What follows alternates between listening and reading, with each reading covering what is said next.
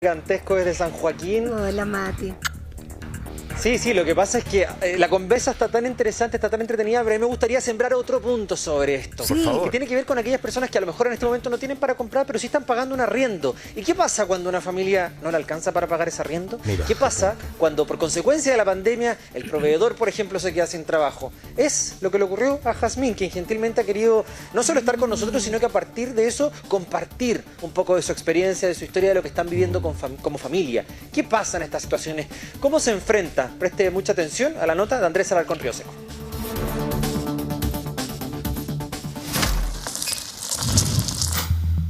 Precios más altos, cierre de empresas, alzas en el desempleo, tasas de interés y deudas. Conceptos que parecen aterrar, ¿no?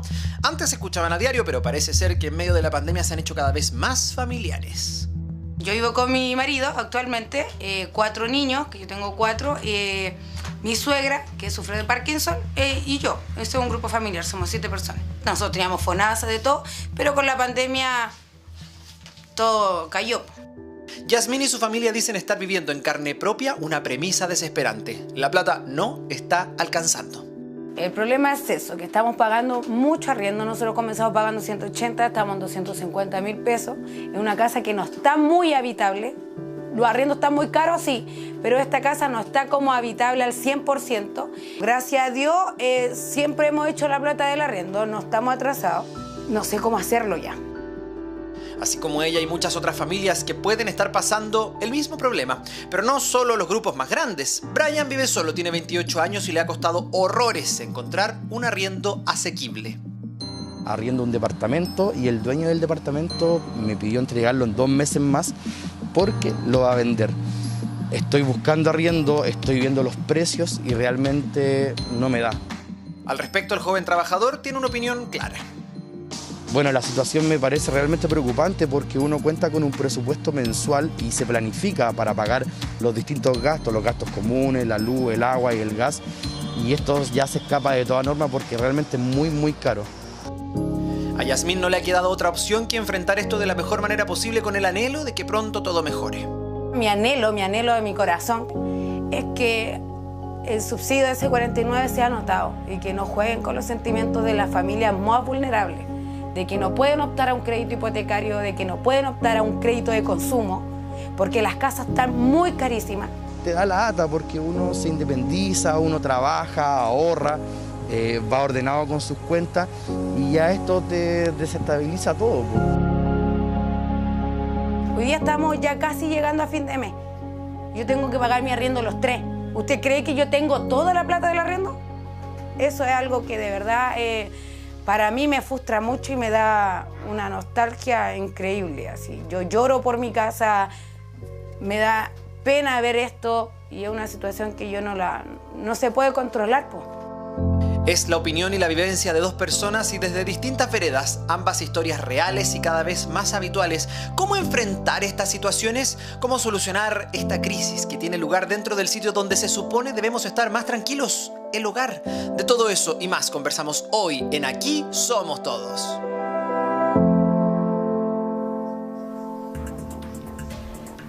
Y si bien es cierto, Jazmín ha tenido la capacidad junto a su pareja, junto a sus hijos, a su suegra que también vive con ellos, de no atrasarse con el arriendo, para hacerlo me imagino, Jazmín, has tenido que hacer malabares. Cuéntame, ¿cuál es ese proceso? ¿Cómo lo hacen todos los meses cuando las lucas no alcanzan, cuando no hay un trabajo estable? Y de nuevo, muchas gracias por estar con nosotros. Buenas tardes. De nada. Bueno, respondiendo a tu pregunta, la verdad es que malabares se hacen. O sea, yo ahí tengo que salir a lo que sea, vender masita, vender lo que pueda, dona de todo lo que hago yo, o simplemente ir, limpiar casa, tratar de hacer lo que puedo, como se dice, el pituto que salga. Porque como yo le explicaba, la casa es lo primordial que yo necesito tener porque tengo 4 hijos. Entonces, el tema de verdad que es un tema de poder juntar esa plata y decir, oye, tengo que pagarla. ¿Y qué pasa cuando no sale ese pitutito, cuando no aparece ese salvavidas? Me imagino que hay que sacar de un lado, a lo mejor de las cuentas, a lo mejor de la alimentación, porque tú me contabas en la mañana cuando grabamos la nota junto al equipo, que por ejemplo dentro de tus prioridades está el arriendo de la casa, porque es el techo, o sea, eso es lo primero que pagas. Claro. ¿Y qué haces para poder pagar eso? ¿Sacas de otro lado? ¿Cómo te las arreglas? Ya el agua queda de lado, la luz queda de lado, y uno se va atrasando en esas deudas o simplemente uno tiene que hablar con la dueña de la casa y decirme que me espere hasta la quincena, 10 días, así. Uno tiene que ir moviéndose en eso. ¿Y sabes lo que pasa? Yo esto lo quiero transparentar evidentemente frente a todo nuestro público. Lo que le pasa a Jazmín junto a su familia es algo que le pasa a un montón de gente. Claro. Veíamos en la nota el testimonio también de Brian Daza, un joven de 28 años, profesional, que vive solo, que está en el mismo problema, le pidieron el departamento y no encuentra otro departamento que sea pagable por sus ingresos, porque están efectivamente muy caros. Y eso le pasa a los adultos jóvenes, a las familias con integrantes más numerosos, a los que viven solos, a los que viven acompañados, a las familias monoparentales, a todo el mundo. Es algo absolutamente transversal. Y a ti además te pasó algo bien especial que tiene que ver con que tu arrendatario subió el valor del arriendo mensual. Claro, en plena pandemia a mí me subieron el arriendo. O sea, cuéntame un poquito de eso para hacernos una idea de los montos y todo eso. Claramente, como todos saben, la pandemia nos llegó a golpear, yo creo que a todos y a muchos, y dentro de eso ella me subió a mí el arriendo porque ella su situación también cambió y la única opción era que yo me fuera el arriendo a mí como más de 30.000 pesos, que llegó ya a una suma de 250.000 pesos ahora entonces. Con esos 30.000 pesos ahora tú estás pagando 250.000. Exacto, 250.000. O sea, y en un solo mes subió así de golpe a 30.000 pesos. Compleja situación, Angélica, Sergio, pero como yo les decía, es absolutamente transversal. Por la pandemia, desde antes de la pandemia, pero la pandemia claramente lo acentuó. Les doy el pase a ustedes para que abramos esta conversación. Totalmente cierto, y es un círculo en realidad, lo que ella decía, y la persona que está arrendando también está con problemas, por ende necesita subirlo, pero 30.000 pesos mensual, imagínate a lo largo del año, es una locura esa cantidad de plata con una familia, tantos jóvenes emprendedores o personas que están partiendo, que ya están recién trabajando y quieren cumplir sus sueños. En ese aspecto, Santiago, ¿dónde podrían encontrar quizás arriendos más baratos, más económicos para todo ese grupo de personas que están en este minuto buscando? Mira, principalmente aquí hay dos patas en este problema, ¿no es cierto? Ajá. El que arrienda y el arrendador. El arrendador es una persona que también necesita esos ingresos para poder vivir.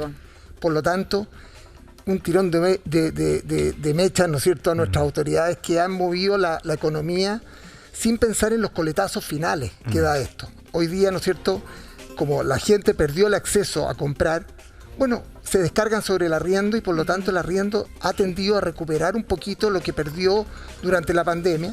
Y hoy día el arrendatario por primera vez puede recuperar un poquito, el arrendador, ¿no es cierto? Sí, claro. Por lo tanto, presiona al arrendatario que le pague y hoy día estamos metidos en un zapato chino porque hay gente que no lo puede pagar y el otro necesita el arriendo.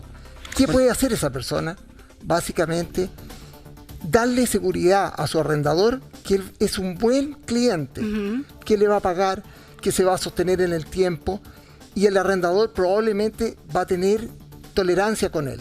Pueden suscribir acuerdos, de hecho, Santiago. Yo de hecho, legalmente lo he vivido, lo he hecho, cuando existe un incumplimiento, porque obviamente la pandemia afectó a todo el mundo, la verdad que hay una solución alternativa que es generar de repente un anexo al mismo contrato de arrendamiento, en donde efectivamente hay un compromiso real, como bien indica Santiago, en donde se compromete el arrendatario a pagar en un plazo diferido, por supuesto, más adelante, y quizás en módicas cuotas que vayan sumando al arriendo futuro. Pero es una fórmula para que no existan incumplimientos y para que no se quede sin un lugar para vivir. Claro, pero hay un sector más económico. Bueno, Matías nos está llamando. A la vuelta te voy a preguntar eso. ¿Qué sector puedo encontrar un arriendo más económico? Matías.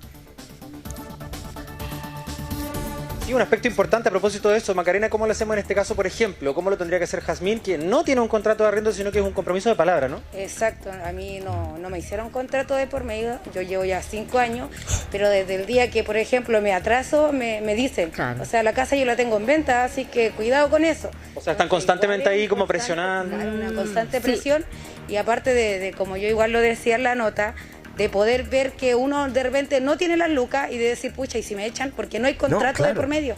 No hay nada que firme algo y que diga, no, tú estás aquí hasta tal fecha. Sino que cuando quieran ella puede llegar, golpearme la puerta y decirme, lo siento, vendí la casa y te puedes ir. Y yo quedo con mis 4 niños, mi suegra con Parkinson y mi esposo. 7 personas que quedaríamos ahí. Entonces aquí hay una situación también súper específica, ¿no? Riesgo para ambos lados, ojo, porque también para la persona que está arrendando, la persona que está ahí dice, bueno, me voy porque no tengo cómo pagar y se va, pues Maca, ¿no? Es una incertidumbre.